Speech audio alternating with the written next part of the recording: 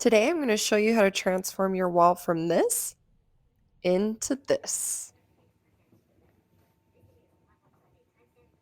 First thing you're going to want to start with is taking off your baseboards. I love this tool and I use it all the time in my home projects. I would save your baseboard so that you can repurpose it, and then if your wall needs painted, I would do that before you start on the fireplace as well. Once your wall's ready, you're going to want to map out how you'd like the fireplace to look.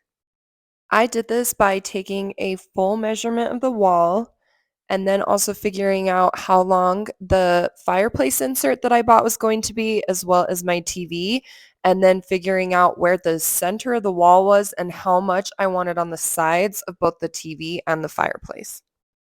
So once you map it out, it's going to look something like this.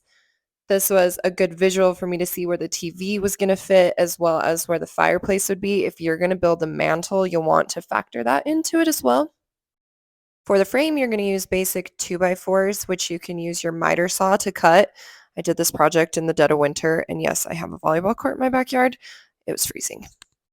Before you start, you're also going to have to decide what the depth of your fireplace wall is going to be, and that's going to depend on the fireplace insert that you bought, as well as the size of your room, but you're definitely going to want to leave a little bit of room behind the fireplace just so you don't have a fire hazard. Mine ended up coming out about a foot from the wall. Once you have your frame cut up, then you're going to want to secure some 1x6s to the wall, and this is just so you have something to hook your frame into. Keep in mind, the 6-foot boards worked for me based upon my fireplace insert and TV, but if you're going bigger than that, you might have to get longer boards. Then I started by building the frame. I would start by securing these with a brad nailer, and then I would go in and secure them fully with a 3.5-inch wood screw. Normally, I would prefer to do this outside, but it was the middle of January and we had a ton of snow, so I pretty much had to do it inside of my house because I don't have a garage. Once you have your side frames built, then you can secure them to the wall. I just made sure that everything was level and as square as possible. I did the same process of securing it with brad nails before going in with the actual wood screws. Then as I was securing the frame, the other one took me out, so don't do that. As far as my tools go, everything that I'm using is Ryobi. I like that you can switch out the battery packs. And something that I didn't have till this project was an impact driver, and it's one of my new favorite tools. In order for my screws to go in easier, I used a screw starter drill bit and then used my impact driver in order to put those 3.5-inch wood screws in so everything was nice and stable. Once you have your side frames built, then you can start on the front frame that is going to be flush with your sides. So I started laying out my 4 2x4s and then shimmying it up and making sure that it fit perfectly in the frame that I had put together, and it did. Okay, so the front frame can be a little tricky. This is when you need to rely on your measurements and start with where your fireplace is going to sit down at the bottom. Once I had the position figured out, then I secured that board and put all of the structure supporting boards that will support the weight of that fireplace in below. From there, you can work your way up and figure out what the position of your TV is going to be and what support structures you need for that. And the reason for the supporting beams at the very top in the same way that there are on the bottom is for you to be able to hook drywall into that when you get to that stage. Something that you need to be thinking of and taking into consideration as you're on this front frame is what your fireplace mount is like, because depending on what electric fireplace you buy, they all mount slightly differently. Okay, the frame is finally built. The only piece it's not in is the piece over top of the fireplace, and that's just because the fireplace that I bought is proving to be difficult to mount, and there's not very good instructions. Did you eat something, Chloe? Oh, good. Okay, anyways, I think I'm gonna put it up this way and then hook that board in once I figure out if it's gonna work for me to mount the fireplace how I want to. Then I shimmied that frame right back up just to confirm that it still fit. This was really heavy, so I would recommend getting a buddy. Okay, so I want to do a quick update. I have not hooked the frame all the way in because I'm figuring a few things out, like how I'm going to secure the fireplace. A lot of people have connections that can go on the side. Mine is supposed to be mounted on the back. So what I've decided to do is take a 1x2 board. I've marked it here as to where I need it to be.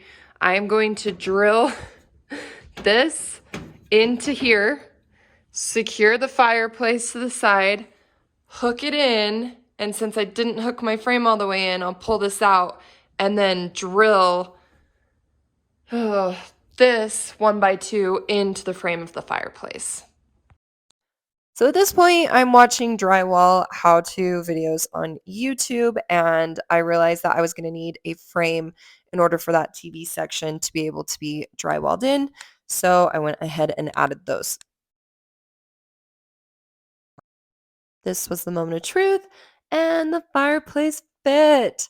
So I was able to secure it in the back frame with a 2x1 and then got it as close to the front as possible because there is a front plate that rests on and makes it all nice and pretty.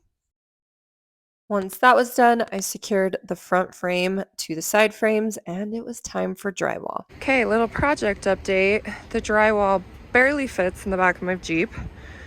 I'm not sure how I'm gonna get it out, but that's a problem for when I get home.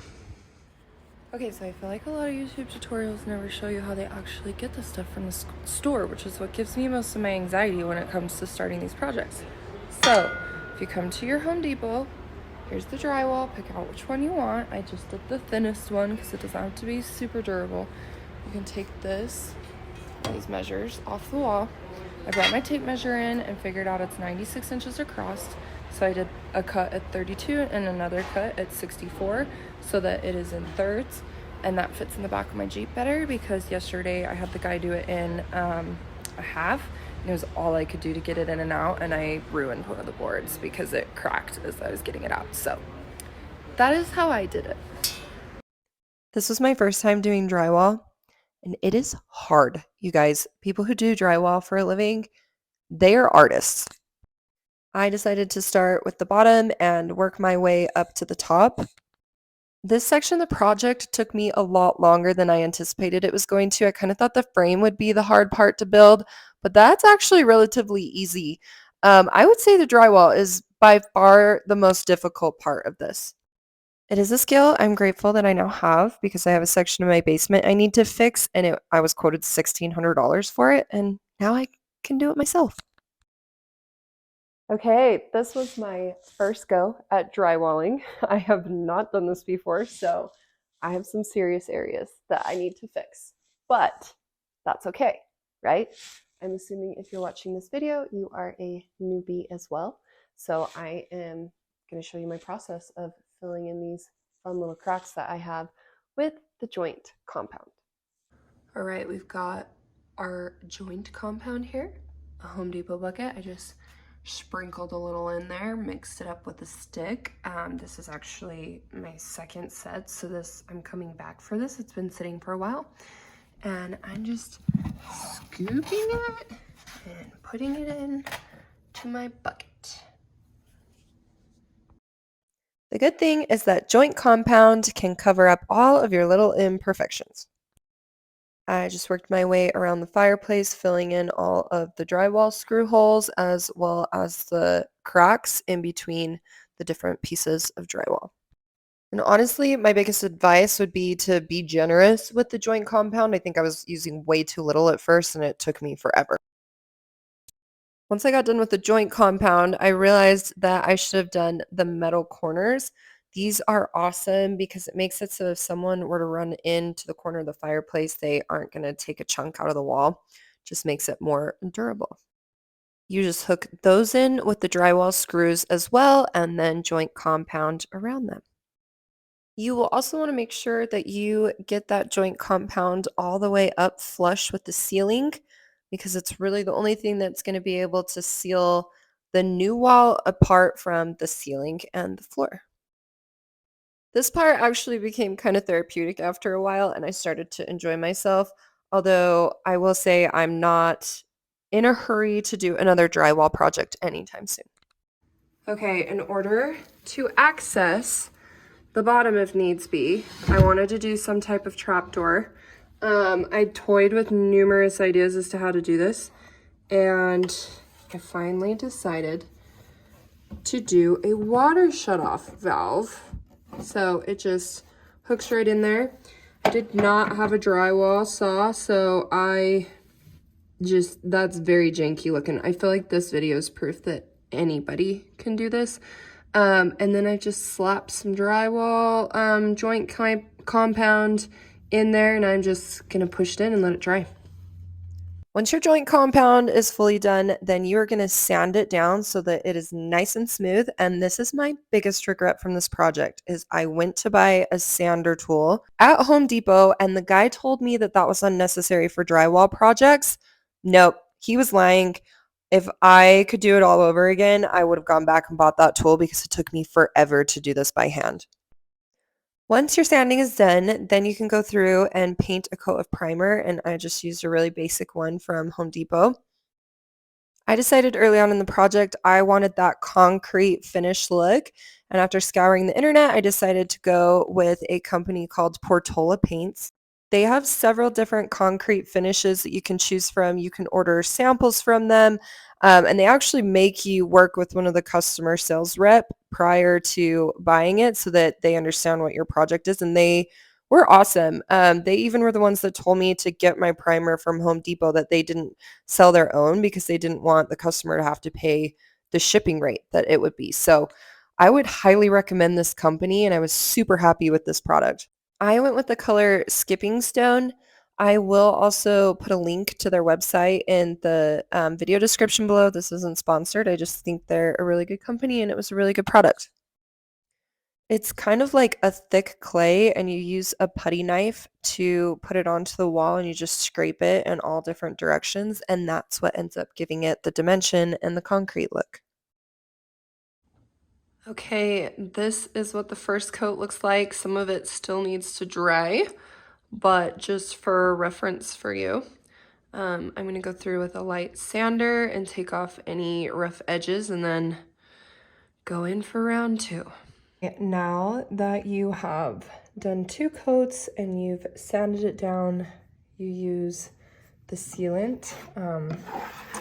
There's a little bit goes a long ways. So I did do a side that I don't care about first to make sure that the white stuff dries, and it does. It looks normal, but you kind of just keep dragging it and using it all along the way. So